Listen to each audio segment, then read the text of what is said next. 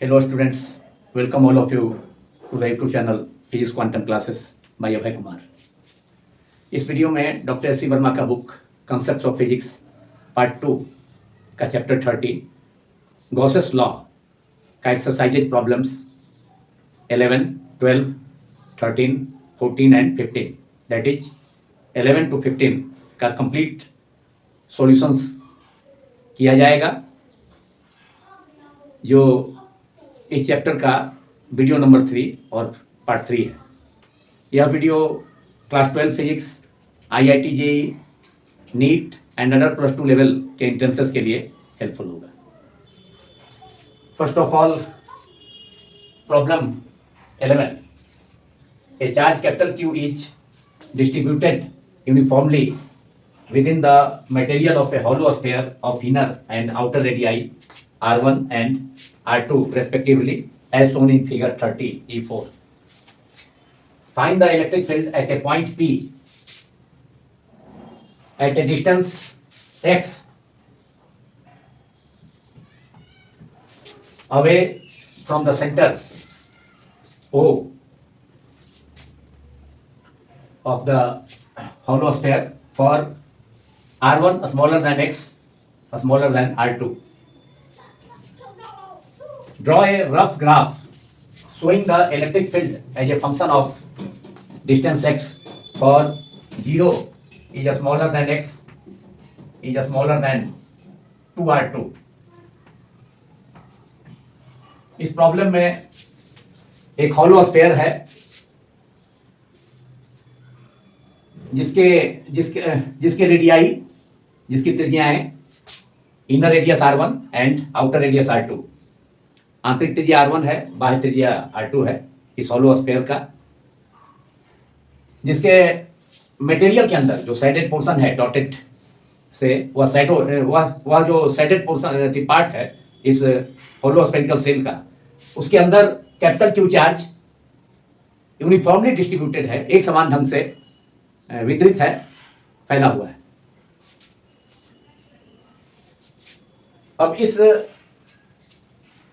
Hollow sphere और thick spherical shell,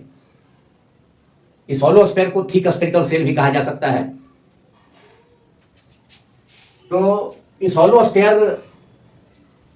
के material के अंदर जो साइडेड पोर्शन है वह हॉलो स्फीयर का उसमें मटेरियल है, तो उसके अंदर इसके सेंटर O से x डिस्टेंस पर कोई पॉइंट P है जहां इलेक्ट्रिक फील्ड फाइंड करना है, मालूम करना है। एंड नेक्स्ट पार्ट में है draw a rough graph showing the electric field as a function of x for 0 is less than smaller than x smaller than R2। Electric field and distance के बीच एक रफ ग्राफ, मतलब rough graph means approximate graph sketch करना है। 0 and centre 0 से लेकर 2R2 के बीच में, 0 is smaller than x is smaller than 2R2, मतलब 0 से 2R2 के बीच में ग्राफ प्लॉट करना है, अप्रोक्सीमेट ग्राफ प्लॉट करना है, जो इलेक्ट्रिक फील्ड का वेरिएशन हॉलो स्फीयर के सेंटर से पॉइंट P का डिस्टेंस को रिप्रेजेंट करता है। मतलब हॉलो स्फीयर के सेंटर से पॉइंट P का डिस्टेंस चेंज होने के साथ इलेक्ट्रिक फील्ड का वेरिएशन क्या होगा, कैसे चेंज करेगा इलेक्ट्रिक फील्ड, उसी प्लॉट को, उसी ग्राफ को प्लॉट करना है, ड्रा करना है। Now we have to solve it. Solution of this problem, exercise problem 11, book Concepts of Physics part 2, that is S.C. Verma book number 2, chapter 30 Gauss's law, problem 11 का solution हम लोग अब करने जा रहे हैं। तो सबसे पहले इस हॉलो स्फीयर, खोखला गोला और थिक स्फेरिकल सेल, इसे थिक स्फेरिकल सेल भी कहा जा सकता है। मोटा गोलीय खोल जिसके अंदर का जो पोर्शन है वह क्या है, भीतर खाली है, लेकिन इतना जो थिकनेस है, मतलब R1 एंड R2 के बीच में जो जगह है उसमें मटेरियल है। एंड उसी मटेरियल के अंदर इस हॉलो स्फीयर के सेंटर से एक्स डिस्टेंस पर पॉइंट P पर इलेक्ट्रिक फील्ड पार्ट ए में, मैंने फर्स्ट पार्ट में मालूम करना है। तो इसके लिए पहले हम volume charge density hollow sphere का मालूम कर लें। तो volume charge density of the hollow sphere, volume charge density of the given hollow sphere,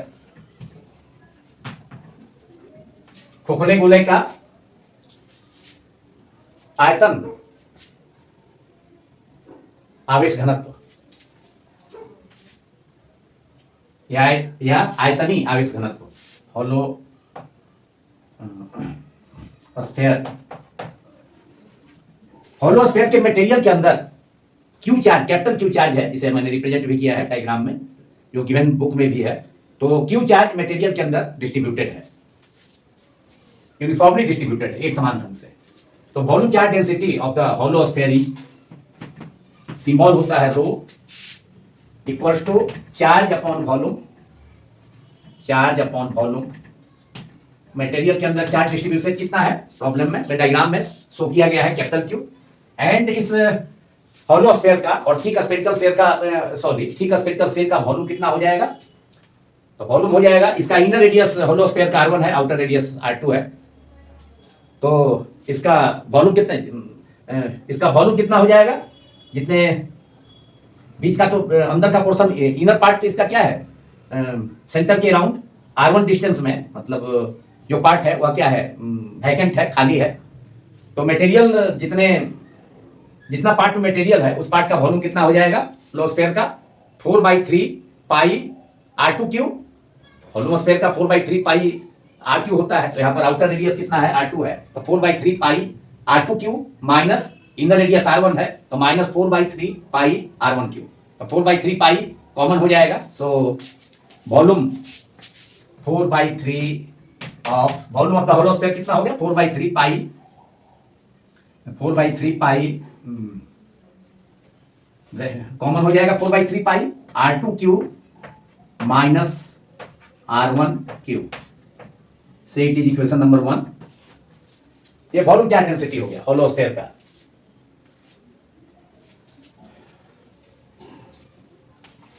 अब P पॉइंट पर, मतलब हॉलो स्फीयर के मटेरियल के अंदर P पॉइंट पर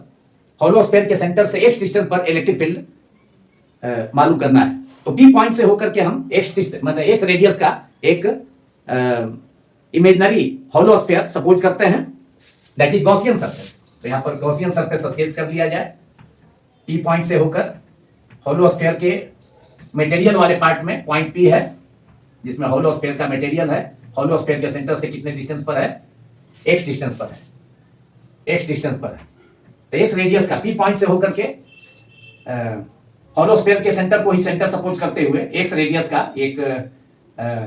हॉलो स्फीयर का, मतलब एक इमेजिनरी स्फीयर सपोज किया गया, जिसे गॉसियन सरफेस कहा जाता है। अब इस गॉसियन सरफेस से होकर के या गॉसियन सरफेस कितना चार्ज इंक्लोज करेगा उसे मालूम कर सकते हैं। गॉसियन सरफेस के अंदर जो चार्ज होगा, सपोज करते हैं Q डैश, तो वह चार्ज कितना हो जाएगा, लिखिए, राइट डाउन। क्या किया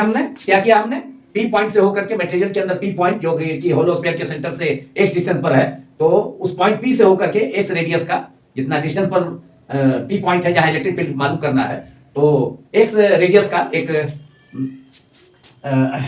imaginary sphere, that is Gaussian surface, sketch किया जाता है। तो राइट डाउन, ड्रॉ या ड्रॉ और suppose A Gaussian surface, that is an imaginary sphere. Draw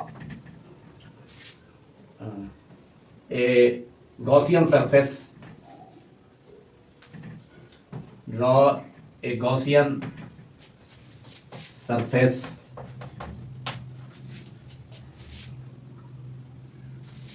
से S, गॉसियन सरफेस का नाम S दे देते हैं, Gaussian surface, that is imaginary sphere imaginary sphere, काल्पनिक गोला है, होगा गॉसियन सरफेस पी पॉइंट से होकर के, of radius x through point P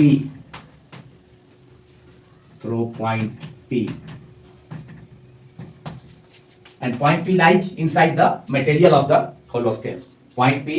कहाँ लाई करता है, कहाँ सिचुएटेड है, तो hollow sphere के मटेरियल के अंदर है, जो शेडेड पोर्शन, इसको डॉटेड से सेट किया गया है बुक में, मैंने भी किया है, उसके अंदर। तो गॉसियन सरफेस, तो यह गॉसियन सरफेस कितना चार्ज इंक्लूड करेगा, क्योंकि volume charge density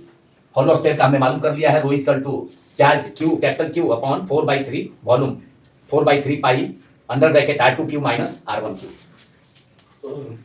so charge enclosed inside the Gaussian surface S of radius x, Gaussian surface is Q dash, उस चार्ज को हम Q डैश सपोज करते हैं। Q तो टोटल चार्ज है, मतलब हॉलो स्फीयर के मटेरियल के अंदर capital Q charge uniformly distributed है, लेकिन P पॉइंट से होकर इस मटेरियल के अंदर हॉलो स्फीयर के सेंटर से P पॉइंट सपोज किया है मटेरियल के अंदर, वह x डिस्टेंस पर है हॉलो स्फीयर के सेंटर से। तो यह टोटल चार्ज Q, इसमें total charge Q capital Q uniformly distributed नहीं है, इसमें अदर देन चार्ज होगा Q, क्योंकि यह तो इंटायर पार्ट नहीं ना है, एक्स रेडियस का जो हमने स्फीयर P पॉइंट से स्केच किया है, तो यह तो पूरा मटेरियल वाला पार्ट नहीं है हॉलो स्फीयर का। तो इसमें कैपिटल Q चार्ज, तो इसमें कैपिटल Q के अलावा charge other than Q charge होगा, क्योंकि अब जो मटेरियल है उस इंटायर मटेरियल में Q चार्ज यूनिफॉर्मली डिस्ट्रीब्यूटेड है, लेकिन P पॉइंट से होकर के जो हमने स्फीयर गॉसियन सरफेस सपोज किया है, इमेजिनरी स्फीयर सपोज किया है, उसका रेडियस x है, तो आउटर रेडियस R2 से क्या है, कम है, तो इसलिए इसके अंदर जो चार्ज होगा अब इतना रीजन में होगा, R1 और x के बीच में चार्ज होगा। इस चार्ज को हम सपोज करते हैं Q डैश। तो हमने सरफेस वॉल्यूम चार्ज डेंसिटी मालूम कर लिया है पूरे हॉलो स्फीयर का, तो उसके हेल्प से हम जो x रेडियस का जो हॉलो स्फीयर हमने सपोज किया है या गॉसियन सरफेस, उसका वॉल्यूम तो हो जाएगा, हमें उसका वॉल्यूम कितना हो जाएगा, जितने मटेरियल है उस मतलब P पॉइंट से होकर के x रेडियस का जो हमने गॉसियन सरफेस या हॉलो स्फीयर सपोज किया है, तो उसका वॉल्यूम कितना हो जाएगा, उसका वॉल्यूम हो जाएगा 4/3 पाई x3, आउटर रेडियस यहाँ पर x3 हो जाएगा, x रेडियस के हॉलो स्फीयर का, एंड इनर रेडियस कितना है, R1 है, तो 4/3 पाई x3 माइनस 4/3 पाई R1Q। तो इसमें कितना चार्ज कंटेन होगा, वह चार्ज कितना है, Q2 हमने सपोज किया, तो Q2 इक्वल टू क्या हो जाएगा, क्योंकि volume charge density rho equal to charge upon volume, that is capital Q upon 4/3 pi under bracket R2Q minus R1Q। Therefore charge include inside the Gaussian surface S through point P is charge equal to क्या हो जाएगा, volume charge density rho multiplied by volume of the imaginary sphere और Gaussian surface S through point P से होकर के जो हमने Gaussian surface और इमेजिनरी स्फीयर सपोज किया, उसका volume multiplied by volume charge density रो, जो इंटायर हॉलो स्फीयर का हमने इक्वेशन 1 में ऑब्टेन किया है, तो इसमें मल्टीप्लाई कर देंगे, रो में मल्टीप्लाई कर देंगे गॉसियन सरफेस का वॉल्यूम। तो Q dash equal to rho multiplied by volume of the Gaussian surface V dash, and V dash is V dash कितना हो जाएगा, 4/3, अभी बताया हमने 4/3 पाई x3 minus R3, 4/3 pi common हो जाएगा, 4/3 पाई x3 माइनस 4/3 पाई R1Q, इनर रेडियस भी तो है इसमें, तो 4/3 पाई x3 माइनस 4/3 पाई कॉमन ले लिया, तो x3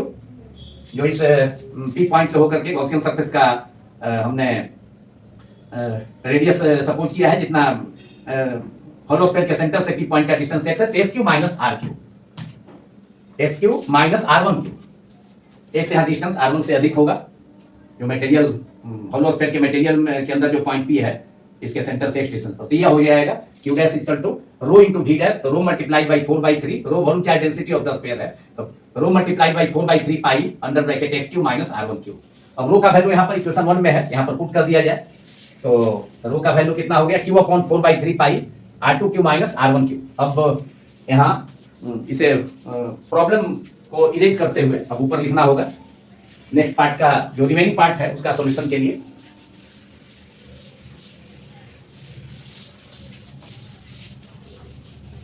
तो वॉल्यूम चार्ज डेंसिटी का वैल्यू इसमें पुट कर देंगे, Q dash equal to rho multiplied by volume of the imaginary hollow sphere through point P, that is volume of the Gaussian surface S.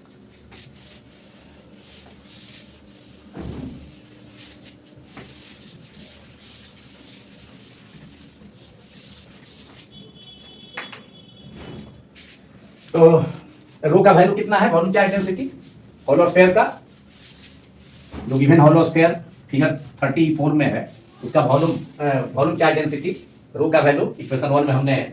Obtain किया है, उस value को यहाँ पर पुट कर दें तो इस गॉसियन पी पॉइंट से होकर के एक्स रेडियस का जो गॉसियन सरफेस या इमेजिनरी होलो स्फीयर है उसके अंदर कितना चार्ज कंटेन होगा, कितना चार्ज होगा वह मालूम हो जाएगा। देयरफॉर क्यू डैश जिसे हमने सपोज किया है गॉसियन सरफेस पी पॉइंट से होकर के जो हमने स्केच किया है उसके अंदर चार्ज कितना है Q dash, therefore Q dash equals to वही आंसर। उसके बाद हम लोग Gauss's law and electric flux का फार्मूला के हेल्प से हम लोग इलेक्ट्रिक फील्ड पी पॉइंट पर सेंटर होलो स्फीयर के सेंटर से एक डिस्टेंस पर मालूम कर लेंगे। तो Q dash equal to rho का वैल्यू कितना हो गया volume charge density of the hollow sphere Q upon 4/3 pi r2q minus r1q multiplied by rho का वैल्यू हमने इक्वेशन 1 से पुट कर दिया, वॉल्यूम चार्ज डेंसिटी जो हमने मालूम किया था गिवन होलो स्फीयर का, and multiplied by volume of the Gaussian surfaces 4/3 pi x cube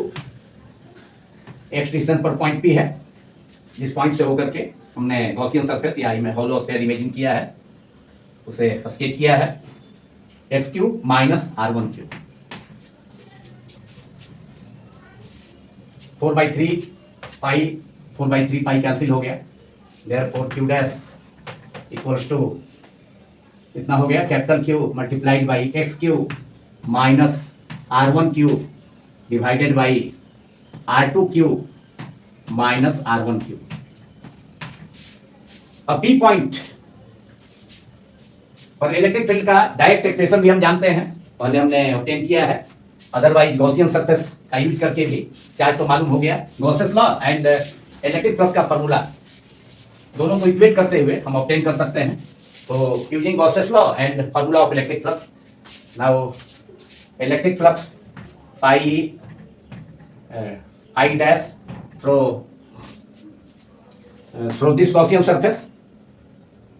और imaginary sphere through point P is क्या होता है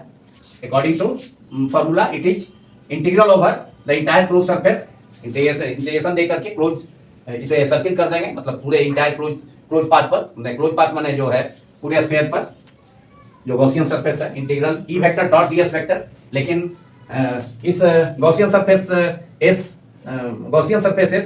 जिसका रेडियस x है तो इस पर इलेक्ट्रिक फील्ड का डायरेक्शन किधर होगा आउटवर्ड होगा,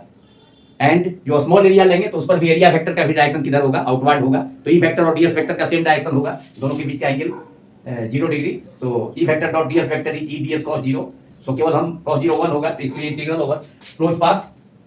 ई ds ही लिखें। ds एक स्मॉल एरिया है गॉसियन सरफेस s का जो P पॉइंट से होकर के जो हमने स्फीयर सपोज किया है, एंड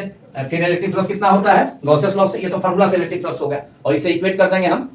गॉसेस लॉ से जो इलेक्ट्रिक फ्लक्स होता है वो कितना होता है। तो गॉसेस लॉ से इलेक्ट्रिक फ्लक्स जो गॉसियन सरफेसेस के अंदर जो चार्ज इंक्लूड है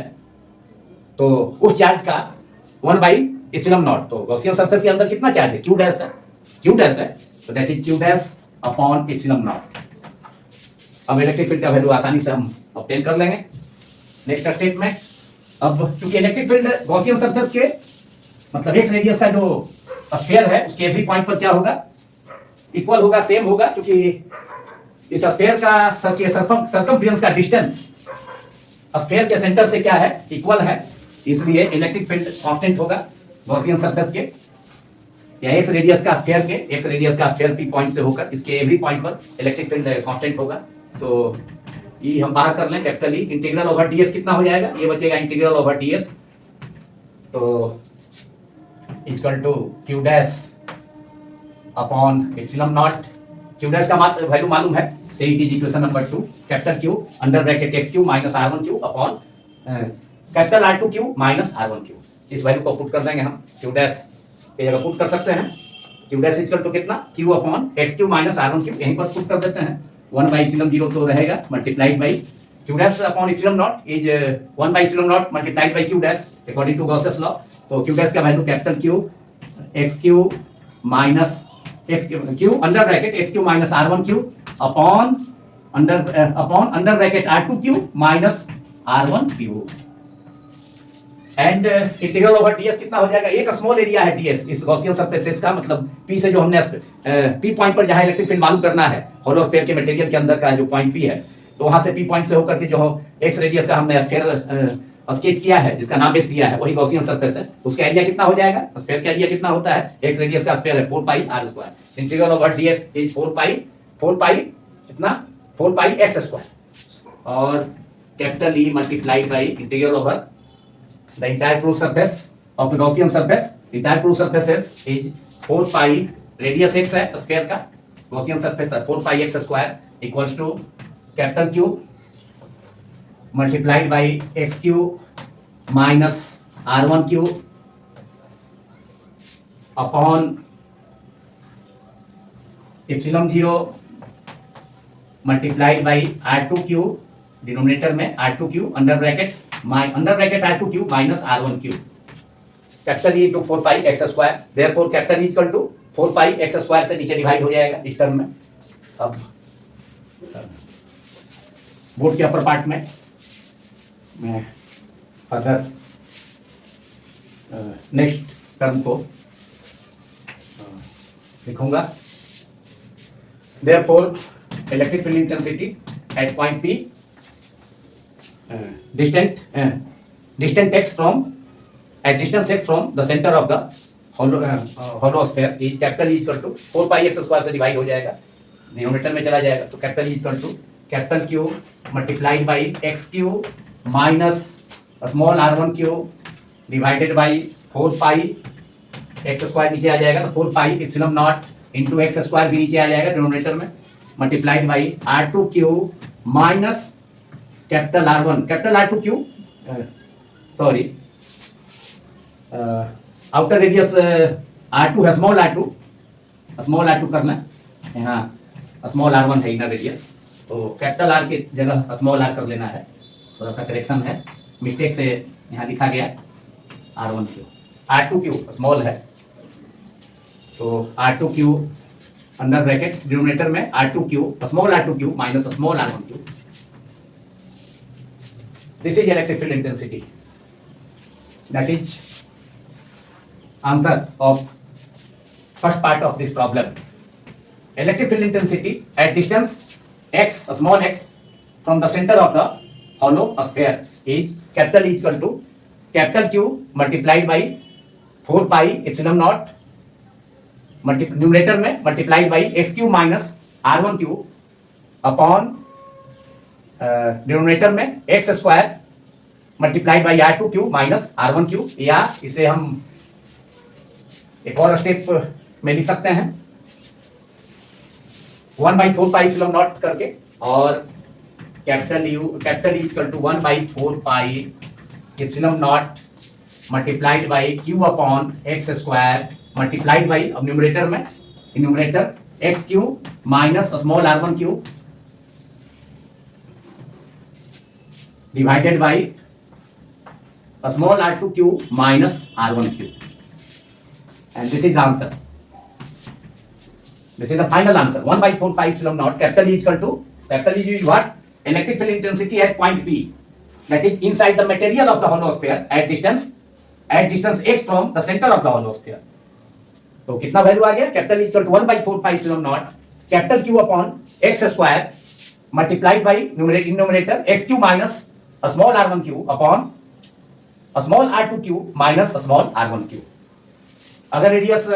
स्मॉल R1 की जगह कैपिटल R1 होता और R2 की जगह कैपिटल R2 होगा तो कैपिटल R1 कैपिटल R2 के टर्म में आंसर होता, लेकिन यहाँ स्मॉल R1 प्रॉब्लम में दिया है, स्मॉल R1 और स्मॉल R2 के टर्म में, ये आंसर हो जाएगा इलेक्ट्रिक फील्ड का। अब सेकंड पार्ट में, इसी प्रॉब्लम का सेकंड पार्ट में ग्राफ प्लॉट करना है, रफ ग्राफ प्लॉट करना है, मतलब अप्रोक्सीमेट ग्राफ। और इससे क्या इंफॉर्मेशन मिला, ई वैल्यू यहाँ पर देखा जा सकता है R1 1/4 pi epsilon naught Q ये सभी क्या है, capital Q charge R1 small r1 inner radius है होलो स्फीयर का, एंड R2 आउटर रेडियस है, तो ये सारी चीज कांस्टेंट है। तो 1/e जो है किसके प्रोपोर्शनल हो जाएगा, मतलब मटेरियल के अंदर किसी पॉइंट के लिए क्या होगा, मटेरियल के अंदर इलेक्ट्रिक फील्ड कैसे वैरी करेगा, इसका ग्राफ में भी इसका जरूरत पड़ेगा, इसका यूज होगा। तो ई वैरी जाए सीधे हो जाएगा, एक्स क्यू न्यूमरेटर में है, डिनोमिनेटर में एक्स स्क्वायर है, एक्स क्यू से रफ ग्राफ प्लॉट करना है, तो एक्स क्यू से एक्स स्क्वायर कैंसिल हो जाएगा, तो कितना बचेगा, एक्स बचेगा, क्योंकि R1 R2 ये सब कांस्टेंट है, 1/4 पाई एप्सिलॉन नॉट कांस्टेंट है, एंड कैपिटल क्यू है। तो दैट इज नेचर क्या आ गया, ई वैरी जाए एक्स, माने इलेक्ट्रिक फील्ड मटेरियल के अंदर, मतलब होलो स्फीयर के मटेरियल के अंदर इलेक्ट्रिक फील्ड होलो स्फीयर के सेंटर से पॉइंट पी का मटेरियल के अंदर कोई पॉइंट पी, जैसे यहाँ पर डायग्राम में जैसे इस पॉइंट से होकर हमने गॉसियन सरफेस भी स्केच किया है और एक इमेजिनरी स्फीयर को स्केच किया है, तो एक्स के बढ़ने के साथ इलेक्ट्रिक फील्ड भी बढ़ेगा, मतलब इनर रेडियस का सरफेस R1 से R2 के बीच में इलेक्ट्रिक फील्ड क्या होगा, लिनियरली बढ़ेगा। तो प्लॉट में उसका हम यूज कर सकते हैं, तो उसको हम एक स्ट्रेट लाइन से R1 से R2 के बीच में इलेक्ट्रिक फील्ड डिस्टेंस के साथ बढ़ेगा, तो उसे एक स्ट्रेट लाइन जिसका स्लोप पॉजिटिव होगा उससे रिप्रेजेंट कर सकते हैं, लेकिन वो होगा केवल R1 R2 के बीच में, जबकि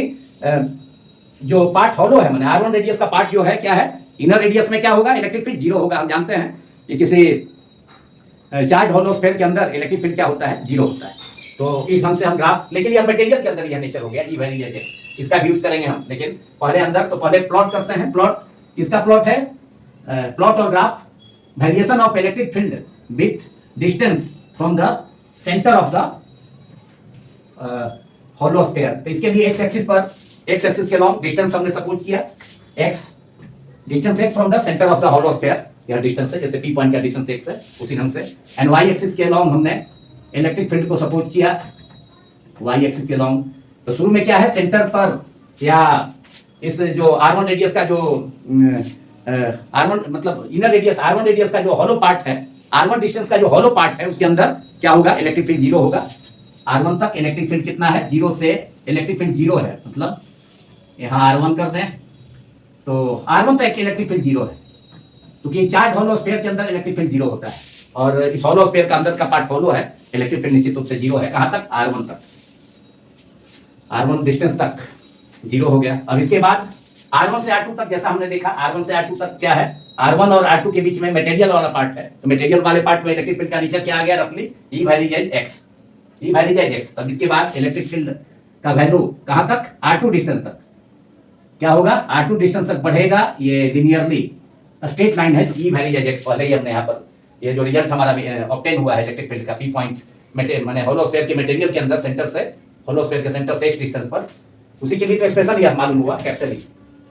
जो कि हमारा आंसर था इसके फर्स्ट पार्ट का। तो उसके अनुसार ई वैरी जाए एक्स, रफली ई वैरी जाए capital x, sorry small x, capital E electric field intensity distance के साथ R1 से जैसे जैसे R2 की ओर जाएंगे इलेक्ट्रिक फील्ड का वैल्यू बढ़ेगा, तो ये इलेक्ट्रिक फील्ड का वैल्यू बढ़ेगा, तो ये ग्राफ जो है पॉजिटिव स्लोप है इसका, यह कहाँ तक होगा, यह R2 तक होगा। यहाँ पर हम R2 दे दें, एक्स एक्सिस के लोग हम डिस्टेंस को सपोज कर रहे हैं, तो R2 हो गया। अब R2 के बाहर, अब 2R तक करना है। अब R2 के बाहर क्या जानते हैं, किसी चार्ज हॉलो स्फीयर के केस में हम जानते हैं कि जब कोई पॉइंट बाहर होगा, बाहर लाई करेगा, चार्ज हॉलो स्फीयर के और थिक स्फेरिकल सेल के या थिन स्फेरिकल सेल के बाहर कोई पॉइंट लाई करेगा, तो इलेक्ट्रिक फील्ड का क्या होगा, कैसा रिलेशन होगा, E equal to 1/4 pi epsilon naught Q upon x square. तो उसके अनुसार एक्स क्वाड्रेटिक है, लेकिन ई वैरी जाए 1/x square, x square quadratic है, तो इस वाले पार्ट के लिए बाहर जो पॉइंट होगा, मतलब यहाँ पर 2R1 है, 2R2 है, तो 2R2 क्या होगा, बाहर R2 ये डिस्टेंस है, तो 2R2 दुगना डिस्टेंस यहाँ हो जाएगा पॉइंट बाहर, तो बाहर वाले पॉइंट के लिए क्या होगा, इलेक्ट्रिक फील्ड क्वाड्रेटिक मतलब एक्स स्क्वायर के साथ इनवर्सली मतलब प्रोपोर्शनल होगा। तो ये 2R2 हो गया, ये R2 है यहाँ तक, ये 2R2 हो गया, ये पॉइंट, जब पॉइंट बाहर हो गया 2R2, तो उस सिचुएशन में अब इलेक्ट्रिक फील्ड का वैल्यू क्या होगा, कर्व हो जाएगा, और डिस्टेंस के साथ इलेक्ट्रिक फील्ड का वैल्यू घटेगा। हम spherical shell, charge spherical shell या चार्ज हॉलो स्फीयर के केस में जानते भी हैं, या हॉलो स्फीयर के या जो चार्ज स्फीयर के केस में भी, जो हमने पिछले पार्ट्स में प्रॉब्लम्स किए थे पार्ट 2 में, उसमें भी वह केस था, तो वहाँ भी वही रिजल्ट होता है। तो अब यहाँ पर R2 के मतलब R2 से अधिक डिस्टेंस पर, मतलब 2R2 तक, तो क्या होगा, R2 के बाहर कोई भी पॉइंट होगा, तो वहाँ पर इलेक्ट्रिक फील्ड का वैल्यू डिस्टेंस के साथ क्या होगा, घटेगा, और काफी अधिक डिस्टेंस पर जाकर के इलेक्ट्रिक फील्ड का वैल्यू नियरली जीरो होगा। तो एक ढंग से ये R2 से बाहर है, मतलब ये distance x is greater than R2 हो गया इधर, मतलब 2R2 रीजन में हो गया, x is greater than R2 और R1 R2 के बीच में यह एक लीनियर रिलेशन है। तो यह प्लॉट हो गया जिसको हमने यहाँ स्केच किया, एंड जिसमें कि होलो स्फीयर का जो इनर पार्ट है, R1 डिस्टेंस का जो पार्ट है, इनर रेडियस वाला पार्ट, उसमें इलेक्ट्रिक फील्ड का वैल्यू क्या है, जीरो है। उसे हमने जीरो का मतलब क्या है, ये हॉरिजॉन्टल मतलब जो x वाला लाइन है, मतलब जो x एक्सिस है उसके लॉन्ग होगा, मतलब इलेक्ट्रिक फील्ड का जीरो है। इलेक्ट्रिक फील्ड y एक्सिस के लॉन्ग है, तो इलेक्ट्रिक फील्ड का जीरो वैल्यू होने का मतलब क्या है, वह जीरो होने का मतलब है कि इलेक्ट्रिक फील्ड यहाँ जीरो है, E बराबर जीरो यहाँ है, तो वह लाइन इसको हमने थोड़ा सा इस लाइन को हमने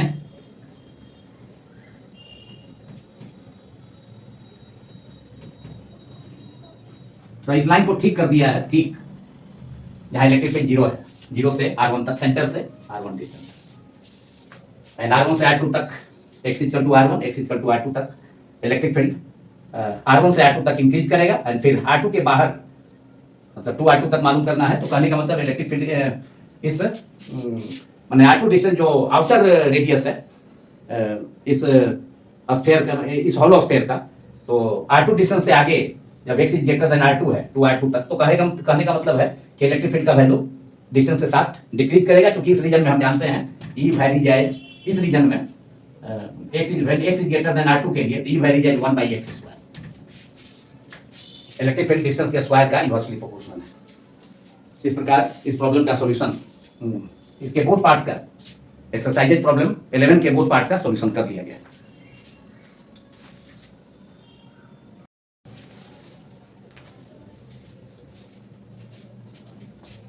Now problem 12. A charge capital Q is placed at the center of an uncharged hollow metallic sphere of radius small a. Part A, find the surface charge density on the inner surface and on the outer surface of the hollow sphere. Part B, if a charge, a small q, is put on the sphere, what would be the surface charge densities on the inner and the outer surfaces? And part C, find the electric field inside the sphere at distance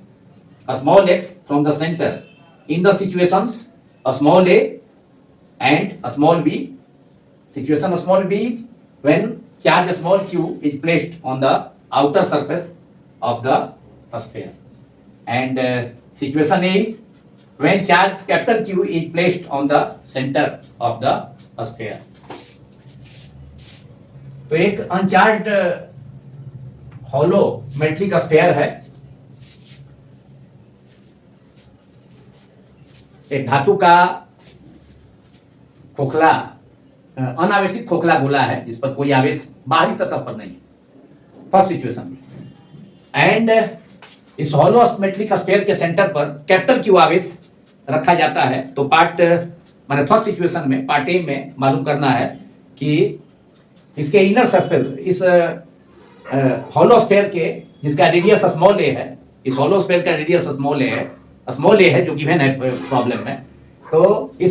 जब इस hollow sphere के centre पर capital Q charge रखा जाता है, centre ऊपर capital Q charge रखा जाता है, तो इसके इनर सरफेस पर पार्ट ए में मालूम करना है कि इस हॉलो स्फीयर के इनर सरफेस पर surface charge density and outer surface पर, बाहरी सतह पर भी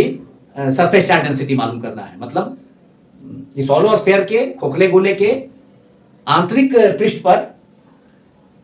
आवेश का पृष्ठ घनत्व एवं बाह्य पृष्ठ पर आवेश का पृष्ठ घनत्व मालूम करना है पार्ट ए में। एंड पार्ट बी में है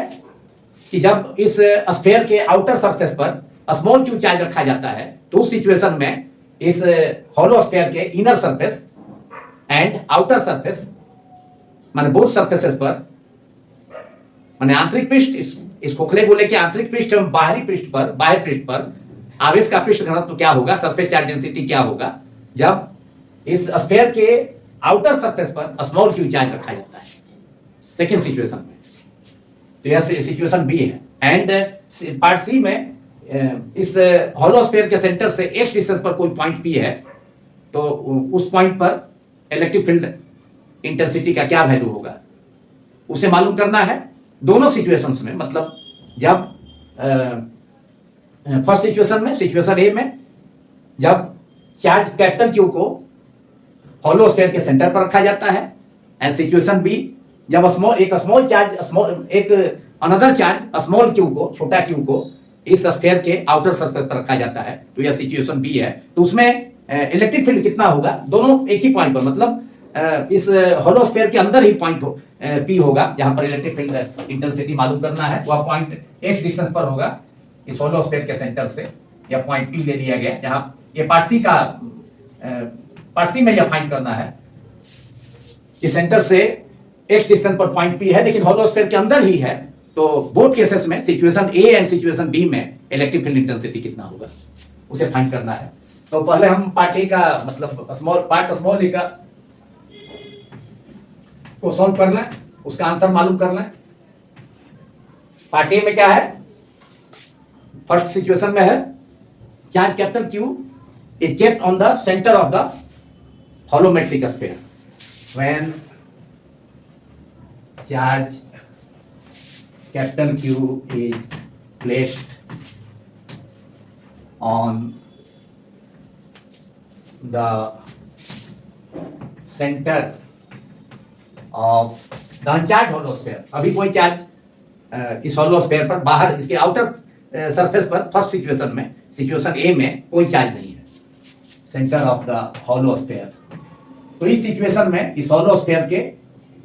इनर सरफेस पर एंड आउटर सरफेस पर, बोथ सरफेसेस पर सरफेस चार्ज डेंसिटी क्या होगा वह मालूम करना है। तो सरफेस चार्ज डेंसिटी मालूम करना है कहां, दोनों, मतलब पार्ट ए में मालूम करना है find the surface charge density on the inner surface and on the outer surface. जब कैपिटल क्यू चार्ज उसके सेंटर पर है तो surface charge density on the inner surface of the hollow sphere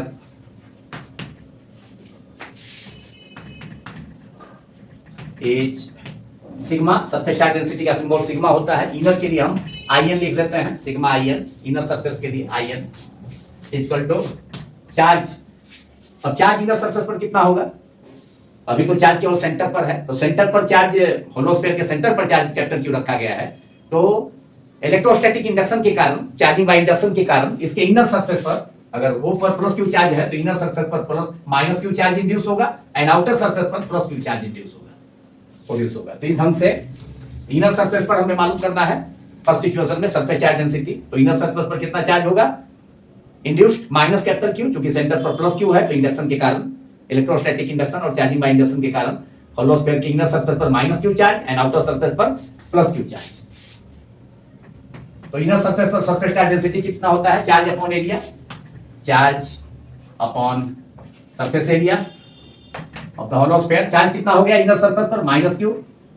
minus capital Q upon area कितना है, radius कितना है होलो sphere का, ये रेडियस स्मॉल ए है तो एरिया 4 पाई ए स्क्वायर। ये आंसर हो गया इनर सरफेस पर surface charge density and surface charge density on the outer surface of the hollow sphere, and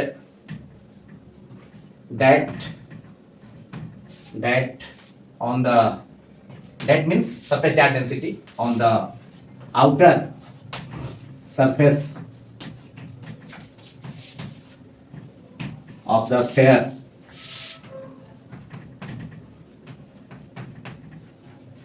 is how much, sigma outer के लिए sigma O U T E R, या सीधे sigma O you to लिख सकते थे dot करके, sigma outer equal to charge upon area. Outer surface पर कितना चार्ज हो गया, चार्जिंग बाय इंडक्शन के कारण प्लस क्यू, तो plus Q upon charge upon area, तो plus Q upon area is 4 pi, radius तो यही है 4 पाई ए स्क्वायर। ये अभी आंसर हो गया, पार्ट ए का आंसर हो गया। Problem 12 exercises problem 12 chapter 30 Gauss's law का एस.सी. वर्मा बुक नंबर 2 का प्रॉब्लम 12 का पार्ट ए का सॉल्यूशन हो गया। जब charge capital Q plus Q hollow sphere radius small A का सेंटर पर है तो उसके इनर सरफेस पर surface charge density sigma I N equal to minus Q upon 4 pi small A square and hollow sphere के outer surface पर surface charge density and that on the outer surface of the sphere is sigma outer या sigma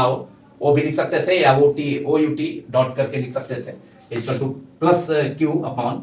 outer surface पर plus Q charge हो जाएगा induction के कारण तो plus Q upon 4 pi ए square यह हो गया। अब सेकेंड पार्ट में है पार्ट बी में कि जैसा मैंने शुरू में ही बताया है if a charge small Q छोटा क्यू है is put on the sphere मतलब surface of the sphere what would be the surface charge densities on the inner and the outer surfaces inner surface and outer surfaces इस hollow sphere के inner surfaces and outer surfaces पर surface charge density क्या होगा जब another charge plus Q इस sphere के outer surface पर या इस स्फीयर पर रखा जाता है। तो पार्ट बी का तो बी के फर्स्ट सिचुएशन का इनर सरफेस पर तो उतना ही होगा माइनस क्यू अपॉन 4 पाई ए स्क्वायर। तो पार्ट बी में तो पार्ट बी का पहले केस का तो वही हुआ लेकिन सिचुएशन बदल गया when charge small Q is placed on the अब सेंटर पर नहीं है सेंटर पर कैपिटल क्यू चार्ज था। अब on the surface of the outer surface पर कितना चार्ज दे दिया गया अब यहाँ पर स्मॉल क्यू चार्ज इसके सरफेस पर ऐड किया गया सेकेंड सिचुएशन पार्ट बी में। तब इसके इनर सरफेसेस पर माने स्मॉल क्यू चार्ज रखा जाता है outer surface put on the sphere what would be the surface charge density on the inner and outer surface. तब इस सिचुएशन में अब स्मॉल क्यू चार्ज इस पर रखा जाता है is placed on the when charge small Q is placed on the hollow sphere. तो यह सिचुएशन बी है जिसे मैंने लिखा। तो surface charge density on the inner surface of the hollow sphere जब कितना होगा यहाँ तो उतना ही इनर सरफेस पर तो उतना ही चार्ज है minus Q upon charge upon area तो माइनस क्यू एंड एरिया तो सरफेस एरिया इसका हो गया होलो स्फीयर रेडियस ए है 4 पाई ए स्क्वायर। तो इनर का तो उतना ही होगा लेकिन आउटर सरफेस पर जो होगा अब यहाँ पर प्लस क्यू तो है प्लस क्यू चार्ज एंड मतलब क्यू प्लस क्यू हो जाएगा स्मॉल क्यू चार्ज भी आउटर सरफेस के लिए सरफेस चार्ज डेंसिटी कितना हो गया चार्ज अपॉन एरिया तो सिग्मा आउटर इस सिचुएशन में कितना हो गया capital Q plus small Q plus Q charge तो इंडक्शन के कारण पहले से हो ही गया है जब सेंटर पर चार्ज सिचुएशन जब होलो स्फीयर के सेंटर पर कैपिटल क्यू चार्ज रखा गया प्लस क्यू तो इंडक्शन के कारण आउटर सरफेस पर इसका प्लस क्यू इनर सरफेस पर माइनस क्यू तो वह तो प्लस क्यू है ही आउटर सरफेस पर एंड प्लस क्यू चार्ज और भी पुट किया गया है होलो स्फीयर पर। तो टोटल चार्ज हो गया कितना आउटर सरफेस पर सरफेस चार्ज डेंसिटी के लिए total charge capital Q plus ही हो गया है इंडक्शन के कारण और स्मॉल क्यू चार्ज ऐड किया गया तो Q plus Q capital Q plus small Q upon 4 pi ए स्क्वायर। तो ये आंसर हो गया surface charge density on the outer surface of the hollow sphere when charge small Q is put on it माने put on the surface of the sphere. लेकिन इस situation में भी small Q charge भी put किया गया है second situation B में तो इनर सरफेस पर जो सरफेस चार्ज डेंसिटी होगा वह केस ए के इक्वल ही होगा sigma in equal to minus Q upon 4 pi A square. Plus Q charge भी आउटर सरफेस पर रखा तो इनर सरफेस पर उसका कोई प्रभाव नहीं है इसलिए। अब पार्ट सी का आंसर सॉल्यूशन कर लिया जाए तो आप लोग नोट कर लें अच्छे ढंग से। मैं समझता हूं कि आप लोगों ने नोट कर लिया होगा। अब सी जो फाइनल पार्ट है electric field intensity hollow sphere के सेंटर से एस डिस्टेंस पर मालूम करना है बोथ सिचुएशंस में। तो यहां पर भी हम Gauss's law and electric flux का यूज करके हम मालूम कर सकते हैं दोनों सिचुएशन में। गॉसेस लॉ जब अप्लाई करेंगे तो किसी क्लोज सरफेस से होकर इलेक्ट्रिक फ्लक्स जो होता है उसके अंदर के चार्ज का 1/0 टाइम्स होता है अंदर के चार्ज का मतलब इस सरफेस के अंदर कौन चार्ज है कैपिटल क्यू चार्ज है उसका। बाहर जो चार्ज प्लस क्यू है स्मॉल सिचुएशन भी स्मॉल क्यू में तो वहां भी सेकंड सिचुएशन भी गॉसेस लॉ आएंगे तो यह स्मॉल क्यू चार्ज इंक्लूड नहीं होगा यह बाहर ही है इसलिए कैपिटल क्यू चार्ज ही होगा। तो पार्ट सी का आंसर आराम से हम ऐसे तो रियल हम जानते हैं, प्रीवियस प्रॉब्लम में भी हमने देखा था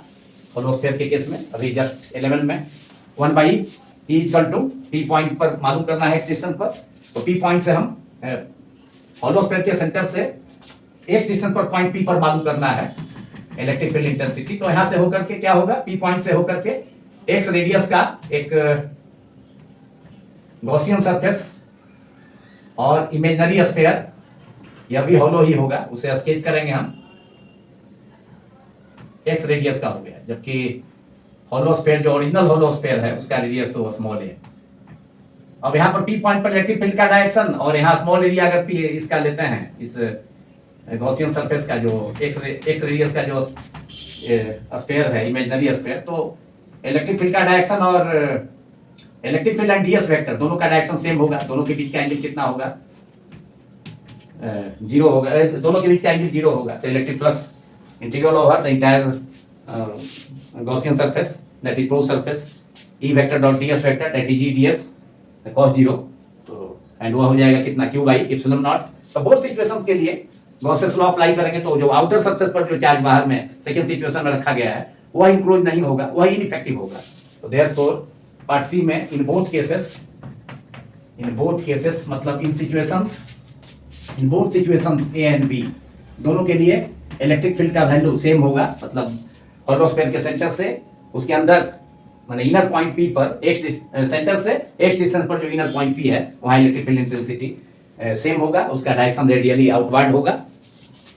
क्योंकि सेंटर ओ पर कैसा चार्ज है, प्लस क्यू चार्ज है। तो पॉजिटिव चार्ज के कारण इलेक्ट्रिक फील्ड का डायरेक्शन रेडियली आउटवर्ड होता है, एंड अगर नेगेटिव चार्ज होता वहां सेंटर पर तो उसके कारण इलेक्ट्रिक फील्ड रेडियली इनवर्ड होता, अंदर की ओर होता। तो in both situations A and B, in both situations small A and small B electric field intensity मालूम करना है at distance x from the centre of the hollow sphere that is point P lies inside the hollow sphere. तो electric field intensity क्या हो जाएगा, using Gauss's law electric flux जो होगा phi integral over the entire to surface EDS, and ये तो formula से हो गया EDS इनटू cos 0, cos 0 1 होता है, तो हमने कैपिटल E इनटू DS लिखा। DS एक स्मॉल एरिया है इस गॉसियन सरफेस पर, इस गॉसियन सरफेस का DS एक स्मॉल एरिया है, P पॉइंट से होकर जो हमने जो स्फीयर स्केच किया है उसका। तो जो स्मॉल एरिया वेक्टर होगा वह इस स्मॉल एरिया का जो पार्ट है, इसका सेक्शन कैसा है, DS का सेक्शन वर्टिकल सेक्शन है, तो एरिया वेक्टर इसके परपेंडिकुलर आउटवर्ड डायरेक्शन में होगा इलेक्ट्रिक फील्ड के डायरेक्शन में। तो इसलिए E और DS, E vector and DS vector, small area vector DS vector and electric field के बीच का एंगल 0 होगा, इसलिए EDS इनटू cos 0, cos 0 1, तो हमने केवल integral over the entire close surface that is Gaussian surface E into DS ही लिखा है, cos 0 1 हो जाएगा। एंड गॉसेस लॉ से क्या होगा, इसके अंदर मतलब इस स्फीयर के अंदर, होलो स्फीयर के अंदर चार्ज इंक्लोज है कितना, सेंटर पर जो चार्ज Q है तो वह Q upon epsilon not, and DS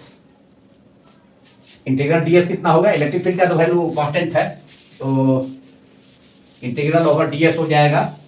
area of the Gaussian surface that is imaginary sphere of radius small x passing through point P point से होकर पास करने वाले इमेजिनरी स्फीयर का एरिया के बराबर होगा। तो इलेक्ट्रिक फ्लक्स के फार्मूला से phi is equal to integral over entire close surface E into DS equal to, and Gauss's law से phi equal to electric flux through the Gaussian surface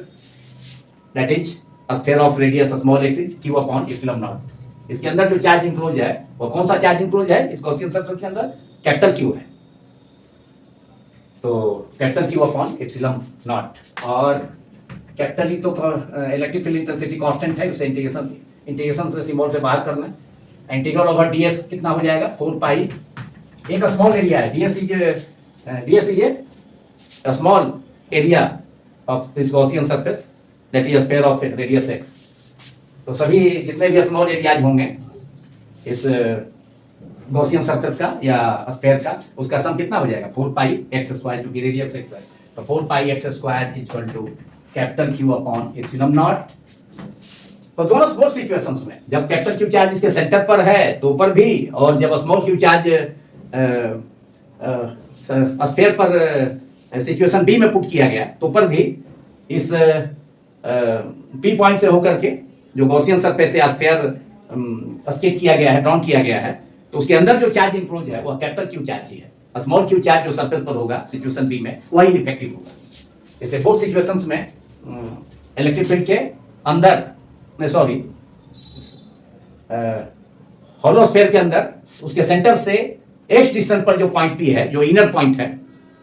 inside the हॉलोस्फीयर, वहां electric field का value both situations में, situations A and B में same होगा। मतलब अभी value हम obtain कर लेंगे। The integral over the entire close surface that is Gaussian surface, जिसे हमने डॉटेड स्फीयर से स्केच किया है, ड्रॉन किया है, शो किया है पॉइंट पी से होकर एक्स रेडियस का। तो इसका एरिया कितना हो जाएगा 4 पाई एक्स स्क्वायर। कैपिटल ही तो कांस्टेंट है, या इंटीग्रल से बाहर हो गया, इंटीग्रेशन सिंबल से। Integral over entire close of ds 4 pi x square is equal to q by epsilon naught. Therefore capital E is equal to 1 by 4 pi x square से डिनोमिनेटर में चला जाएगा, 1 by 4 pi epsilon naught multiplied by capital q upon x square. Answer. And इसका direction जो होगा electric field का,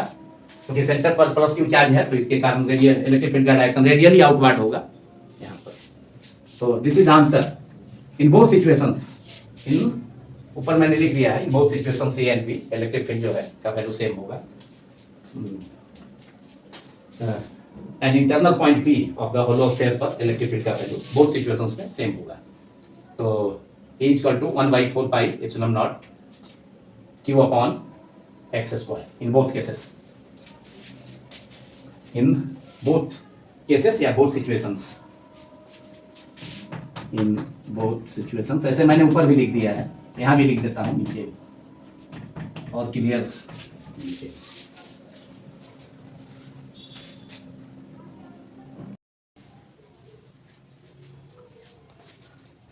problem 13 chapter 30 Gauss's law book concept of physics S.C. Verma book 2। Problem 13 is consider the following very rough model of a beryllium atom। Beryllium atom के एक बहुत ही rough model पर विचार किया जाए। The nucleus has 4 protons that is 4p and 4 neutrons that is 4 small n, confined to a small volume of radius 10 to the power minus 15 metre.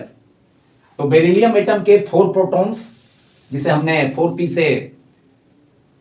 Represent किया है 4 small p, and 4 neutrons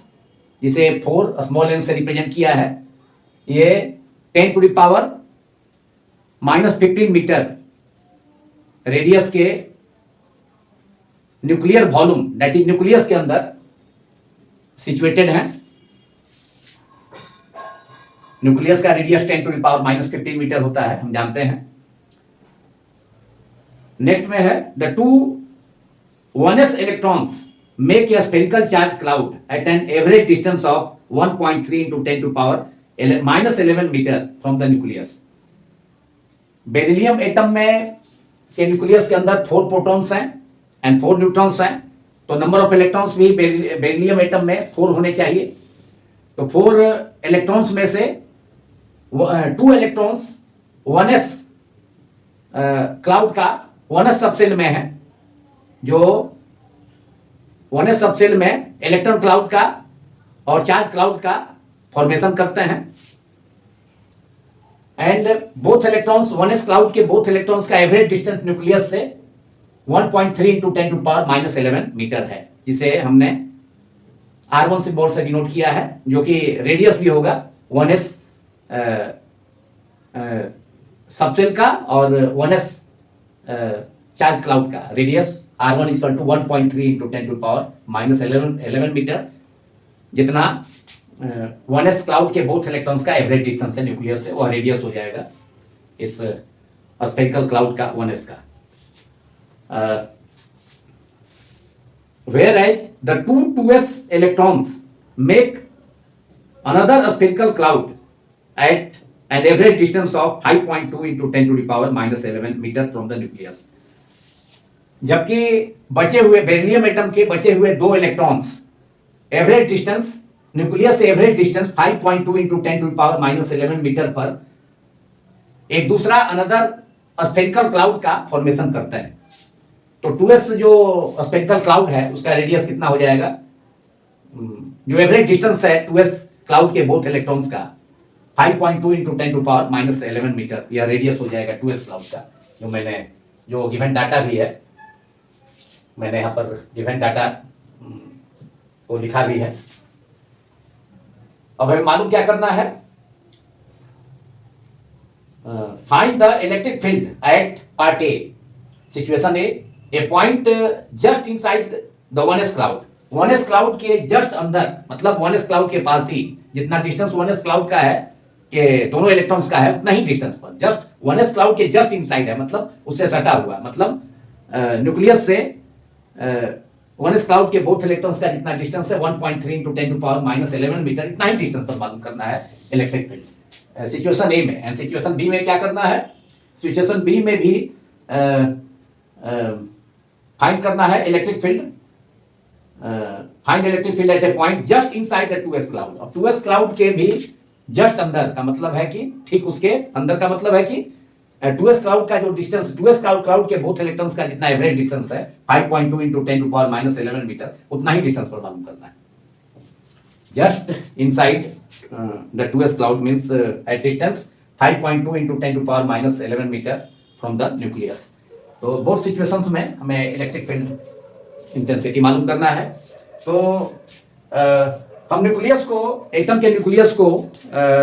non conducting charge sphere suppose कर सकते हैं। And we know that किसी charge sphere के कारण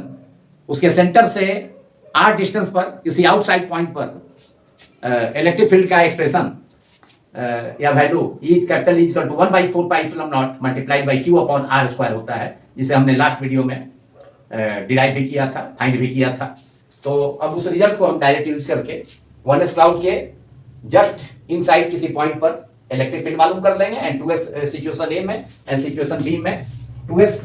cloud के अंदर किसी पॉइंट पर, जस्ट इनसाइड पॉइंट पर इलेक्ट्रिक फील्ड मालूम कर लेंगे। तो पहले हम 1s क्लाउड के जस्ट इनसाइड किसी पॉइंट पर इलेक्ट्रिक फील्ड मालूम कर लें। तो write down A electric field at a point just inside the 1s cloud.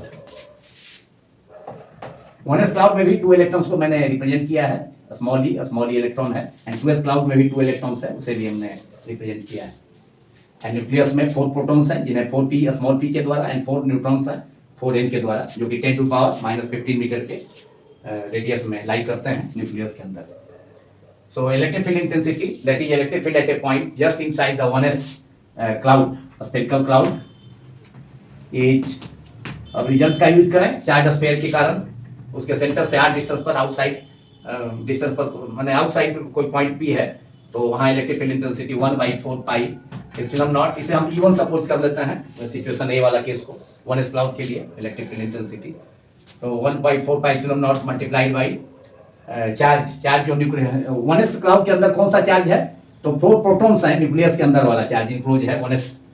Cloud, spherical cloud के अंदर में। न्यूट्रॉन पर तो 4 न्यूट्रॉन्स भी हैं, तो न्यूट्रॉन का कोई चार्ज होता नहीं है, न्यूट्रॉन अनचार्ज है। तो 4 प्रोटॉन का चार्ज कितना हो जाएगा, +4e। इलेक्ट्रॉन का चार्ज माइनस स्मॉल ई, प्रोटॉन का चार्ज प्लस ई, 4 प्रोटॉन्स हैं तो +4e, that is +4 small E upon distance r1 square, r distance दिया हुआ है 1.3 इंटू 10⁻11। तो वह डिस्टेंस हम फिर से यूज कर देंगे, अभी फार्मूला में इसको सेट किया। तो 1/4 pi epsilon not 9 into 10⁻9 multiplied by 4e है, तो प्रोटॉन का चार्ज है plus 1.6 into 10⁻19 10⁻19 divided by r1। r1 क्या है, 1s स्फेरिकल क्लाउड के बोथ इलेक्ट्रॉन्स का एवरेज डिस्टेंस, तो 1.3 into r1 is 1.3 into 10⁻11 metre. तो नीचे r1 स्क्वायर है फार्मूला में 1.3 इंटू 10⁻11 का होल स्क्वायर। अब नेक्स्ट में 1/4 पाई एप्सिलॉन नॉट के लिए 9 इंटू 10⁻9 यूज किया। तो अब न्यूमरेटर में 9 इंटू 4 इंटू 1.6, तो 1.6 इंटू 4 6.4 मल्टीप्लाइड बाई 9, तो 6.4 में 9 से मल्टीप्लाई कर दें, 9 4 जा 36, रिमाइंडर 3, 9 6 दा 54 प्लस 3 57, 57.6। न्यूमरेटर में 9 इंटू 4 इंटू 1.6 का प्रोडक्ट हो गया 57.6 multiplied by 10 to power plus 9 है पावर, यहाँ 10 टू पावर माइनस 19 है न्यूमरेटर में, तो plus 9 minus 19 that is minus 10, 10 to the power minus 10 divided by, अब डिनोमिनेटर देखा जाए 1.3, जो डिस्टेंस है r1 स्क्वायर, r1 माने 1s क्लाउड का डिस्टेंस है, 1s क्लाउड का मतलब जो रेडियस है डिस्टेंस का ये है, 1s क्लाउड के दोनों इलेक्ट्रॉन्स का distance average distance 1.3 into 10 to power minus 11, 1.3 square 1.69 multiplied by 10 to power minus 11 का square that is 10 to power minus 11 into minus 11 10 to power minus 22। Numerator में 10 टू पावर माइनस 10 है, नीचे denominator में minus 22 है, तो minus 12 denominator में और बचा डिनोमिनेटर में कितना 10 to power minus 12, we will left with 10 to power minus 12 in the denominator and numerator में कितना है 57.6, डिनोमिनेटर में कितना है 1.69, तो we can write it as 5760 divided by 169, decimal को न्यूट्रलाइज कर दें डिनोमिनेटर में, तो 57.6 इज 5760 डिवाइडेड बाई 1.69, तो 169 हो जाएगा। अब multiplied by 10 to the power minus 12 है डिनोमिनेटर में, न्यूमरेटर में जाने पर ले जाने पर 10 टू द पावर प्लस 12। अब इसे we can write it as 576 upon 169 multiplied by 10 to power 12 multiplied by 10, 5760 है, तो 5760 का जीरो मतलब we can write it as 576 multiplied by 10 multiplied by 10 to power 12, that is 576 multiplied by 10 to power 13 divided by 169, तो 576 10 to power 12 को 10 to power 13 power में convert कर लिया, answer 10 to power, book का आंसर 10 to power 13 के term में है, तो अब आसानी से आ जाएगा, इसलिए 5760 का जो जीरो है मतलब उसको हम 10 to power 12 से मल्टीप्लाई कर दिए, तो 10 to power 13 हो गया, तो 576 by 169 3 टाइम्स पहले जाएगा, 3.4 इंटू 3 उसके बाद 4, 3.4 multiplied by 10 to power 13 newton पर कूलॉम आंसर। तो 1s क्लाउड के 1s spherical cloud beryllium nucleus का बेरिलियम एटम का 1s स्फेरिकल क्लाउड के जस्ट इनसाइड किसी पॉइंट पर इलेक्ट्रिक फील्ड इंटेंसिटी कितना हो गया E1, उसे हमने E1 इलेक्ट्रिक फील्ड इंटेंसिटी का मैग्नीट्यूड E1 हमने सपोज किया, उसका सिंबल से डिनोट किया, तो it is 3.4 into 10 to power 13 newton पर coulomb, newton upon coulomb, and this is also the answer of part A of problem 13, 3.4 into 10 to power plus 13 newton पर coulomb, यह answer है। अब पार्ट बी का answer भी आसानी से हम मालूम कर सकते हैं, लेकिन उसके लिए पार्ट ए का सॉल्यूशन को इरेज करना होगा, तो मैं समझता हूं कि आप लोगों ने नोट कर लिया होगा, तो अब लिखें, write down electric field intensity part B, situation B को सॉल्व किया जाए, वह भी इसी ढंग से इसी फॉर्मूले का यूज कर चार्ज स्फीयर के सेंटर से r डिस्टेंस पर आउटसाइड पॉइंट P पर electric field intensity 1/4πε0 multiplied by Q upon r square, यहाँ पर देखना होगा 2s क्लाउड स्फेरिकल क्लाउड के जस्ट उसके जस्ट इनसाइड जो पॉइंट है, मतलब पॉइंट पर इलेक्ट्रिक फील्ड कैलकुलेट करना है, तो वह डिस्टेंस क्या होगा 1s क्लाउड का 2s क्लाउड के बोथ इलेक्ट्रॉन्स का जो एवरेज डिस्टेंस है 5.2 into 10 to power minus 11 metre, जिसे मैंने फिगर में भी रिप्रेजेंट किया है, उतना ही डिस्टेंस लेना होगा। लेकिन अब चार्ज जो 2s क्लाउड के अंदर कौन सा चार्ज है, प्रोटॉन तो न्यूक्लियस के अंदर है ही 4 प्रोटॉन, उसके अलावा 1s जो क्लाउड है वह भी 2s क्लाउड के अंदर ही है, तो 1s क्लाउड के 2 इलेक्ट्रॉन्स भी हैं, तो इलेक्ट्रॉन का चार्ज क्या होता है negative charge -2e, and proton है न्यूक्लियस के अंदर 4p, तो 4 प्रोटॉन का चार्ज कितना होता है +4e, इलेक्ट्रॉन का चार्ज -2e, तो नेट चार्ज कितना हो गया 4e -2e that is 2e हो जाएगा। तो चूंकि 2s जो क्लाउड है उसके अंदर 1s क्लाउड के जो चार्ज है, मतलब 1s क्लाउड के 2 इलेक्ट्रॉन 2s क्लाउड के अंदर ही है बेरिलियम एटम के, तो इसलिए जो नेट चार्ज होगा वह +4e -2e that is 2e हो जाएगा। तो electric field intensity at a point just inside the 2s cloud, spherical cloud is, यह लिखना होगा सिचुएशन बी में, electric field intensity at a point just inside the 2s cloud. 2s cloud के just inside है, मतलब 2s cloud का जितना distance है न्यूक्लियस से उतना ही डिस्टेंस लेना होगा, या 2s क्लाउड के दोनों जो इलेक्ट्रॉन्स का एवरेज डिस्टेंस है R2 हमने लिखा है, दिखाया भी है, रिप्रेजेंट किया, इंडिकेट किया है फिगर में, 5.2 इंटू 10⁻⁻11 मीटर। तो 2s क्लाउड इज कितना हो गया, E2, electric field intensity at a point, और electric field at a point just inside the 2s cloud is E2, उसे हमने E2 सिंबल से डिनोट किया है, 1/4πε0 इज 9.9 इंटू 10⁻9 डायरेक्ट लिख दें, मल्टीप्लाइड बाई जो नेट चार्ज होगा वह कितना हो जाएगा, प्रोटॉन का चार्ज प्लस 4e न्यूक्लियस के अंदर में, and 2s cloud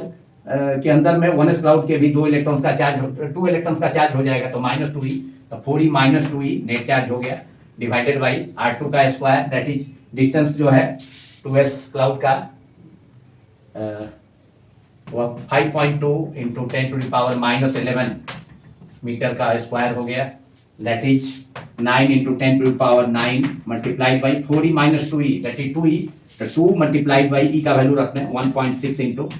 10⁻19 divided by 5.2 into 10⁻11 का स्क्वायर, और 5.2 का स्क्वायर 5.2 का स्क्वायर मल्टीप्लाइड बाई 10⁻11 का स्क्वायर, तो 5.2 का स्क्वायर को हम करेंगे 5.2 इंटू 5.2, तो ये हो जाएगा 27.04, तो 5.2 स्क्वायर इज 27.04 मल्टीप्लाइड बाई 10⁻11 का स्क्वायर, दैट इज 10⁻11 इंटू -11 10⁻22। अब यहाँ पर -19 और -22, तो 10 ये कैंसिल होकर के नीचे में 10⁻19 न्यूमरेटर में है, और 10⁻11 का स्क्वायर 10⁻22, तो यहाँ पर हो जाएगा 10 बच कितना गया डिनोमिनेटर में 10⁻3। अब न्यूमरेटर में 1.6 into 2 that is 3.2 multiplied by 9, 3.2 में मल्टीप्लाई करना है 9 से, तो 28.8, तो न्यूमरेटर में 28.8 मल्टीप्लाइड बाई 10⁻+9, और नीचे में 10⁻−3 है, वह ऊपर में जाकर न्यूमरेटर में +3 10⁻12 हो जाएगा, 10⁻12 divided by 27.04, 27.04। Now we can write it as 2880, dismal को न्यूट्रलाइज कर दिया जाए 28/8 upon 27.04, that is 2880 upon 2704 multiplied by 10⁻12। अब यहाँ 2880 upon 2704, after dividing 2880 by 2704 one time जाएगा पहले, तो 1.1 मल्टीप्लाइड बाई 10⁻12 न्यूटन पर कूलम, 1.1 इंटू 10⁻12 न्यूटन पर coulomb answer. This is the value of electric field at a point just inside 2s spectral cloud. 2s spectral cloud के just अंदर, ठीक अंदर किसी पॉइंट पर इलेक्ट्रिक फील्ड का magnitude value E2 equal to after calculation 1.1 into 10⁻12 newton पर coulomb answer. तो question 13 का के both situations A and B का सॉल्यूशंस कर दिया गया।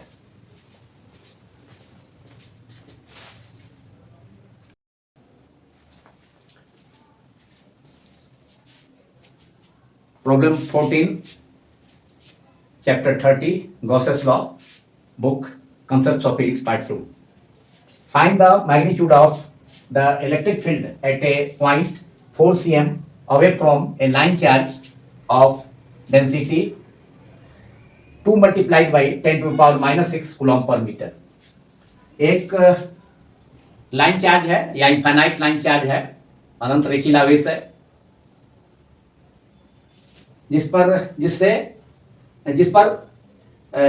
जिसका linear charge density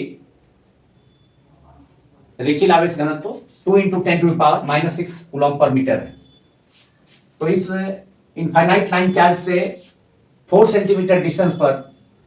electric field intensity का वैल्यू कैलकुलेट करना है। अनंत रेखीय आवेश इनफाइनाइटली लॉन्ग कोई चार्ज वायर है, उससे 4 सेंटीमीटर डिस्टेंस पर कोई पॉइंट सपोज कर लिया जाए P है, वहां इलेक्ट्रिक फील्ड इंटेंसिटी कैलकुलेट करना है। तो गॉसेस लॉ का एप्लीकेशन में इस एप्लीकेशन को हमने इस एप्लीकेशन गॉसेस लॉ का यह वन ऑफ द एप्लीकेशंस है जिसमें इलेक्ट्रिक फील्ड इंटेंसिटी का वैल्यू इनफाइनाइट लाइन चार्ज से r डिस्टेंस पर capital E equal to lambda upon 2 pi epsilon naught r होता है। तो उसी फॉर्मूला का जो डेरिवेशन हम जानते हैं, हमने किया है गॉसेस लॉ का एप्लीकेशंस में, तो उसका उस फॉर्मूला का यहाँ पर डायरेक्ट यूज करेंगे। यहाँ P पॉइंट का डिस्टेंस कितना है, r इक्वल्स टू 4 cm, और यह एक इनफाइनाइट लाइन चार्ज है जिसे प्रॉब्लम में लाइन चार्ज लिखा है, वास्तव में एक्चुअली इनफाइनाइट लाइन चार्ज है। तो now we have to solve it. Linear charge density जिसे हम डिनोट करते हैं लैम्डा सिंबल से, वह दिया है 2 इंटू 10⁻⁻6 कूलम पर metre, that is coulomb upon metre, and distance of point P where electric field intensity is to be calculated. That distance from the line charge is 4 cm. इस line charge से रेखीय आवेश से 4 सेंटीमीटर डिस्टेंस पर point P है जहाँ electric field intensity मालूम करना है, जिसका डायरेक्शन रेडियली आउटवर्ड होगा। पॉजिटिव चार्ज है, इसके कारण डायरेक्शन भी मैं यहाँ इंडिकेट कर दिया हूँ, शो कर दिया हूँ। तो r equal to 4 cm, that is 4/100 metre. SI में कन्वर्ट कर लिया जाए, दैट इज 4 इंटू 10⁻⁻2 मीटर और 0.04 मीटर। तो डिस्टेंस इस पॉइंट का से पॉइंट P का इस लाइन चार्ज से 4 सेंटीमीटर है, उसे SI में 4/100 metre, that is 4 into 10⁻⁻2 metre. अब इलेक्ट्रिक फील्ड इंटेंसिटी वहाँ P पॉइंट पर कैलकुलेट करना है यूजिंग द फार्मूला, जो डेरिवेशन भी है गॉसेस लॉ का वन ऑफ द एप्लीकेशंस में, using the formula. Infinite line charge के कारण r डिस्टेंस पर कोई पॉइंट है, तो वहाँ electric field intensity E equals to lambda upon linear charge density है इनफाइनाइट लाइन चार्ज का upon 2 pi epsilon naught multiplied by r। अगर हम न्यूमरेटर एंड डिनोमिनेटर में 2 से मल्टीप्लाई कर दें तो 1/4 पाई, डिनोमिनेटर में 1/4 पाई एप्सिलॉन नॉट के टर्म में आ जाएगा। तो 2 न्यूमरेटर में 2 से मल्टीप्लाई करेंगे तो 2 लैम्डा हो जाएगा, अपॉन डिनोमिनेटर में भी 2 से मल्टीप्लाई करेंगे 4 pi epsilon naught multiplied by r। और ऐसा हमने इसलिए किया कि 1/4 पाई एप्सिलॉन नॉट का वैल्यू 9 इंटू 10⁻9 हम डायरेक्ट पुट कर सकते हैं। We can write 9 into 10⁻9 in place of 1/4 pi epsilon naught. Now we can write 1/4 pi epsilon naught 2 lambda upon 4 pi epsilon naught into r। 2 से numerator denominator में इस formula में e equal to lambda upon 2 pi epsilon naught r में multiply करने पर 2 lambda upon 4 pi epsilon naught into r, and we can write now 1/4 pi epsilon naught multiplied by 2 lambda upon r। 1/4 pi epsilon naught is 9 into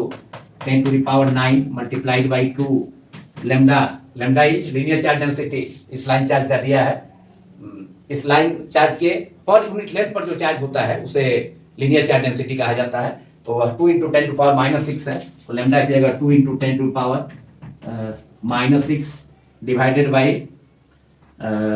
1/4 pi epsilon not की जगह हमने तो 9 into 10⁻9 use किया, multiplied by 2 lambda अब आ गया है numerator में, तो 2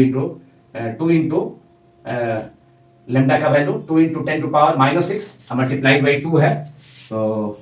मल्टीप्लाइड बाई 2 लैम्डा है, तो लैम्डा का value 2 into 10⁻6 multiplied by 2 upon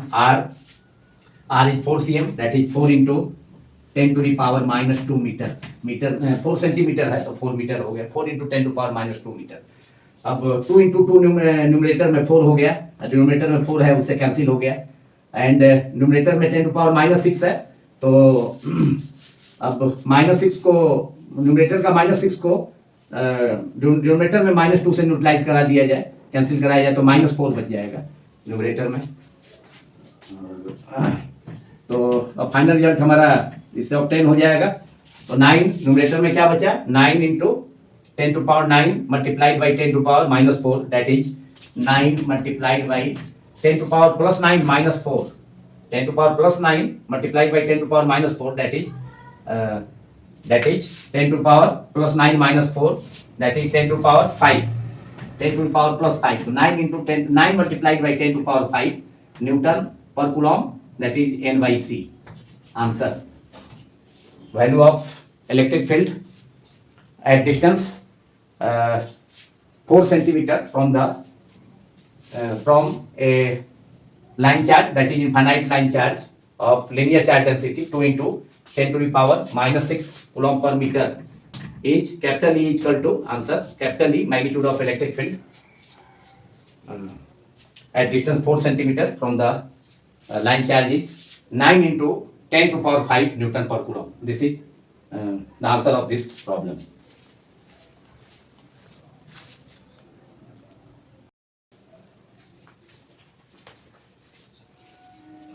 Now problem 15, last problem of this video, chapter 30, Gauss's law, book Concepts of Physics, part 2.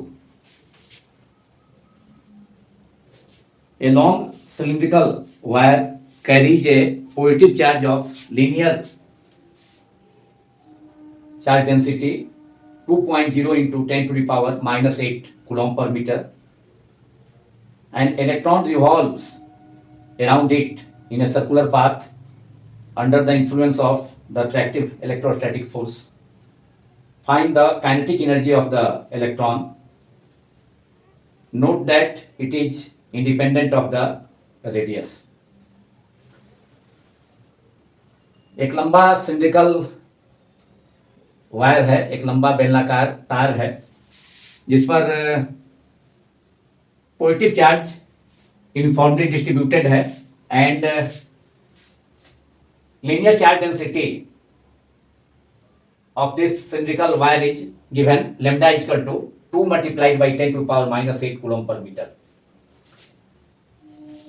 इस लंबे सिलिंड्रिकल वायर पर, इस लंबे बेलनाकार तार पर के प्रति इकाई लंबाई पर आवेश, जिसे रेखीय आवेश घनत्व कहा जाता है, लीनियर चार्ज डेंसिटी, उसका वैल्यू दिया है lambda equal to 2 into 10⁻⁻8 coulomb पर मीटर एंड इसके अराउंड, इस लॉन्ग सिलिंड्रिकल वायर के अराउंड चारों ओर एक इलेक्ट्रॉन जिसका सपोज किया जाए मास स्मॉल एम है, वह भी स्पीड से रिवॉल्व करता है इलेक्ट्रोस्टैटिक फोर्स के अधीन के अंदर। तो इस इलेक्ट्रॉन का, इस रिवॉल्व करने वाले इलेक्ट्रॉन का, सर्कुलर पाथ पर रिवॉल्व करने वाले इलेक्ट्रॉन का काइनेटिक एनर्जी मालूम करना है। काइनेटिक एनर्जी, इसका फॉर्मूला सिंबल के, फॉर्मूला हाफ mv², इसका वैल्यू मालूम करना है। यह बताया गया है कि यह जो है मतलब काइनेटिक एनर्जी रेडियस पर डिपेंड नहीं करता है। तो इसे सॉल्व कर लें, आसानी से हम सॉल्व कर सकते हैं। जब इलेक्ट्रॉन रिवॉल्व करेगा तो यह लॉन्ग सिलिंड्रिकल वायर के इलेक्ट्रिक फील्ड में रिवॉल्व करेगा, तो उसके कारण यह force, electron, revolving electron force experience करेगा। और इलेक्ट्रिक फील्ड कैपिटल ई में कोई चार्ज अगर क्यू मूव करता है, इलेक्ट्रॉन का चार्ज तो स्मॉल ई है, तो वह चार्ज फोर्स एक्सपीरियंस करता है। चार्ज अगर क्यू है तो इलेक्ट्रिक फील्ड ई में मूव करता है तो फोर्स एक्सपीरियंस करता है क्यू इंटू ई। यहाँ इलेक्ट्रॉन मूव कर रहा है लॉन्ग सिलिंड्रिकल वायर के इलेक्ट्रिक फील्ड में, तो यह फोर्स एक्सपीरियंस करेगा electrostatic force small e into capital ई, और यह प्रोवाइड करता है सर्किल में घूमने के लिए इलेक्ट्रोस्टैटिक फोर्स। कौन सा क्या प्रोवाइड करता है? सेंटीपीटल फोर्स प्रोवाइड करता है। इलेक्ट्रॉन को सेंटीपीटल फोर्स प्रोवाइड करेगा, जो इलेक्ट्रोस्टैटिक फोर्स एक्सपीरियंस करेगा इलेक्ट्रॉन, रिवॉल्विंग इलेक्ट्रॉन इस लॉन्ग सिलिंड्रिकल वायर के इलेक्ट्रिक फील्ड में होने के कारण, रिवॉल्व करने के कारण वह इलेक्ट्रॉन फोर्स एक्सपीरियंस करेगा, और वह इलेक्ट्रोस्टैटिक फोर्स वो फोर्स एक्सपीरियंस करेगा due to the electric field of long cylindrical wire. तो पहले हम लॉन्ग सिलिंड्रिकल वायर के कारण इलेक्ट्रिक फील्ड का एक्सप्रेशन फॉर्मूला जानते हैं, अभी प्रीवियस प्रॉब्लम में भी हमने यूज किया, वही फॉर्मूला यहाँ यूज किया जाएगा। तो इलेक्ट्रिक फील्ड इंटेंसिटी और electric field at any point P at distance small r, say small r from the cylindrical wire is, or from the axis of the cylindrical wire is given by E is equal to, using the formula, write down, using the formula, electric field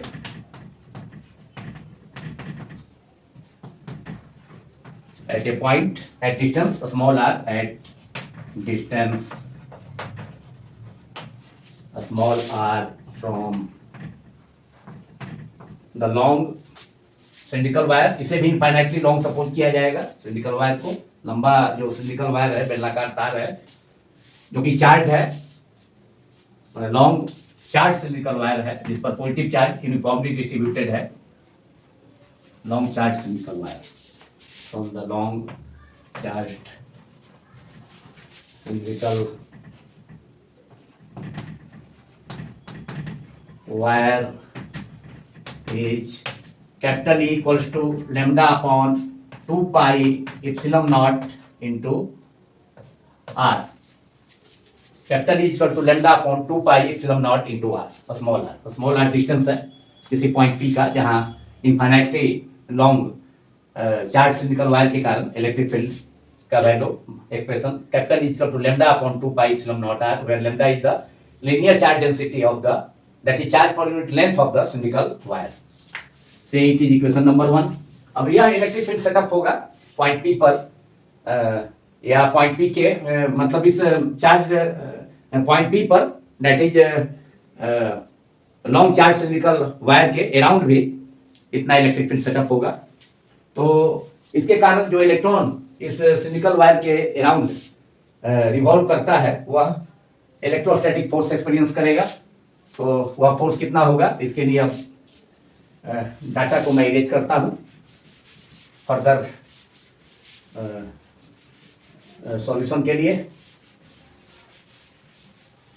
तो now force experience by electric field तो हमने मालूम कर लिया, सिंडिकल long सिंडिकल wire से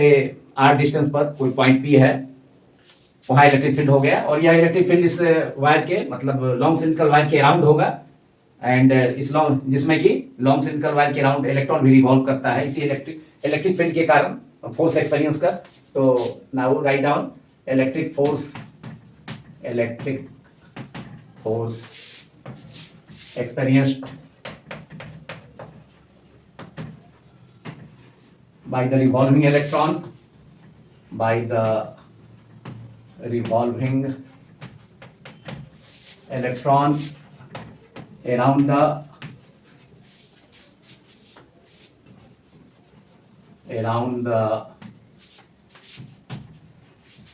long charged cylindrical wire, electric force होगा Fe, symbol से denote करेंगे, कैपिटल ई सफिक्स में ही इलेक्ट्रॉन पर एक्ट करेगा, और यह प्रोवाइड करेगा इलेक्ट्रोस्टैटिक फोर्स, प्रोवाइड करेगा सर्किल में घूमने के लिए, इलेक्ट्रॉन को सर्किल में रिवॉल्व करने के लिए सेंट्रीपिटल फोर्स। कोई ऑब्जेक्ट सर्किल में मूव करता है, रिवॉल्व करता है तो सेंट्रीपिटल फोर्स एक्ट करता है। तो ये equal to centripetal force mv²/r, Fc centripetal force acting on the electron, centripetal force जिसे Fc स्मॉल सी सफिक्स में सी एफ फोर्स का हो गया। और इलेक्ट्रोस्टैटिक फोर्स कितना एक्सपीरियंस करेगा, रिवॉल्विंग इलेक्ट्रॉन जो लॉन्ग चार्ज सिलिंड्रिकल वायर के इलेक्ट्रिक फील्ड में रिवॉल्व कर रहा है, तो इलेक्ट्रिक फील्ड का value capital E equal to lambda upon 2 pi epsilon naught r। तो force experience by the revolving electron in the electric field of long cylindrical wire is force equal to force, अगर charge Q होता तो वह electric field में revolve करता, तो force कितना experience करता है, कोई चार्ज क्यू इलेक्ट्रिक फील्ड में क्यू इनटू कैपिटल E, यहाँ पर इलेक्ट्रॉन का चार्ज स्मॉल ई है, चार्ज का मैग्नीट्यूड, तो small E multiplied by capital E, electrostatic force हो गया, electric force experience by the electrostatic force experience by the revolving electron in the electric field of the long charge cylindrical wire, small E into capital E, और यही provide करेगा electron को revolve करने के लिए centripetal force mv² by r। And capital E का value है कितना, lambda upon 2 pi epsilon naught R. इस वैल्यू को यहाँ पर पुट कर दिया जाए एलएचएस में, और small E multiplied by capital E lambda linear charge density of the long cylindrical wire, lambda upon 2 pi epsilon naught multiplied by are. R distance है पॉइंट पी का, इलेक्ट्रिक फील्ड में जो point P है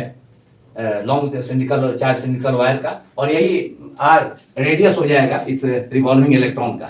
जो long cylindrical wire के around revolve कर रहा है, वह डिस्टेंस ही रेडियस के इक्वल हो जाएगा। तो ई इंटू कैपिटल ई का वैल्यू हमने पुट कर दिया, lambda upon 2 pi epsilon naught into r equal to mv square by r. हमें काइनेटिक एनर्जी इलेक्ट्रॉन का मालूम करना है, that is half mv square. तो इस रिलेशन से हमें एमवी स्क्वायर का वैल्यू ऑब्टेन हो रहा है, डिनोमिनेटर में आर एंड आर कैंसिल हो गया, तो एमवी स्क्वायर का वैल्यू आ गया, हाफ से मल्टीप्लाई कर देंगे तो काइनेटिक एनर्जी हो जाएगा। Mv square equal to e lambda upon 2 pi epsilon naught, mv square का वैल्यू आ गया, mv square equal to e lambda upon 2 pi epsilon naught. इसे इक्वेशन 2 पुट मान लिया जाए, से it is equation number 2। Electric field due to the long charge cylindrical wire के लिए हमने सपोज किया था 1, तो यहाँ पर 2 हो गया, तो एमवी स्क्वायर मालूम हो गया, और काइनेटिक एनर्जी का फॉर्मूला के equal to half mv square, तो 1/2 से केवल मल्टीप्लाई कर दें आ जाएगा। तो अब अपर पार्ट को, बोर्ड के अपर पार्ट को मैं इरेज करता हूँ, उम्मीद करता हूँ कि आप लोगों ने नोट कर लिया होगा।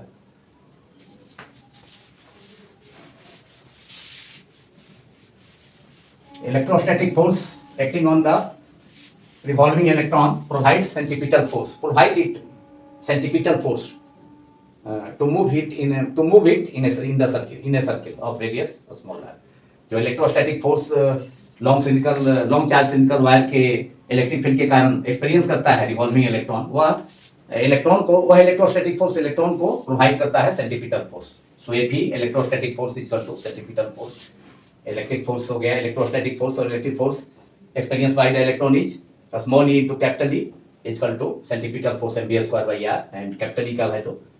मतलब इलेक्ट्रिक फील्ड इंटेंसिटी का जो मैग्नीट्यूड है, एक्सप्रेशन है लॉन्ग चार्ज सिलिंड्रिकल वायर के कारण, lambda upon 2 pi epsilon naught into r का वैल्यू रख दिए बराबर mv square by are. R से आर डिनोमिनेटर में कैंसिल हो गया, एमवी स्क्वायर का वैल्यू आ गया small E multiplied by lambda upon 2 pi epsilon naught. अब इस वैल्यू से, एमवी स्क्वायर के वैल्यू से काइनेटिक एनर्जी आसानी से मालूम कर सकते हैं। So kinetic energy of the revolving electron around the long charge cylindrical wire, revolving electron around the long charge cylindrical wire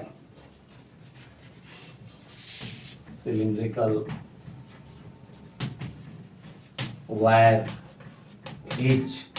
kinetic energy K, symbol K is equal to half mv square, 1/2 mv square। mv square is equal to e lambda upon 2 pi epsilon naught हमने obtain किया है equation 2 में, उस value को put कर दिया जाए। mv square का value kinetic energy half mv square, that is 1/2 multiplied by mv square is small e charge on the electron, magnitude of charge on the electron पर चार्ज का magnitude small e, इसका value 1.6 into 10 to power -19 coulomb. तो e lambda mv square is equal to e lambda upon 2 pi epsilon naught, तो e lambda upon 2 pi epsilon naught. अब denominator में हमारा 2 into 2 pi epsilon naught, that is 1/4 pi epsilon naught, इसका value 9 into 10 to power 9 put किया जा सकता है। तो 1/2 इंटू डिनोमिनेटर का 2 pi epsilon naught is 1/4 pi epsilon naught multiplied by small E magnitude of charge on the electron multiplied by lambda linear charge density on the long cylindrical wire. And यह हो गया 1/4 pi epsilon naught multiplied by E small e into lambda. अब value put कर दिया जाए, 1/4 pi epsilon not is 9 into 10 to power 9 multiplied by a small e magnitude of charge on an electron is on the revolving electron is 1.6 into 10 to power -19 multiplied by lambda। linear charge density का value दिया था हमने लिखा भी था पहले 2 into 10⁻⁻8 coulomb पर metre. तो लेमडा का वैल्यू रख दें, पुट कर दें 2 इंटू 10⁻⁻8। अब यहाँ 1.6 into 9 that is 14.4 multiplied by 2 that is 28.8। It is 28.8 multiplied by, अब पावर को ऐड किया जाए, +9 है -19 that is -10 +9 -19 10⁻+9 multiplied by 10⁻−19 that is 10⁻−10 multiplied by 10⁻⁻8 that is 10⁻−18 into the power -18. So kinetic energy of the revolving electron is K equal to 28.8 multiplied by 10⁻−18 and we can write it 2.88 into 10⁻−17। -18 से 10⁻−1 अगर हम अलग कर लें तो उसे multiply कर दें 28.8 में, दैट इज 10⁻−1 मीन्स 1/10, तो 28.8 में 10 से डिवाइड कर देंगे तो 2.88 मल्टीप्लाई बाई, अब यहाँ पर 10⁻−18 से 10⁻−1 अलग कर हमने मल्टीप्लाई कर दिया है 28.8 से या 10 से डिवाइड कर दिया तो 2.88 10⁻−1 डिनोमिनेटर में जाके 10⁻10 हो जाएगा। तो 28/8 upon 10 is 2.88 multiplied by 10 to the power -7। Power में अब -18 की जगह -7 बचेगा। एंड काइनेटिक एनर्जी का यूनिट क्या होता है? जूल, तो सिंबल J आंसर। तो kinetic energy of the electron is K equal to final answer 2.88 into 10⁻−17 joule. इस प्रॉब्लम के सॉल्यूशन के साथ ही यह वीडियो अब कंप्लीट होता है। Thanks all of you for watching my YouTube channel.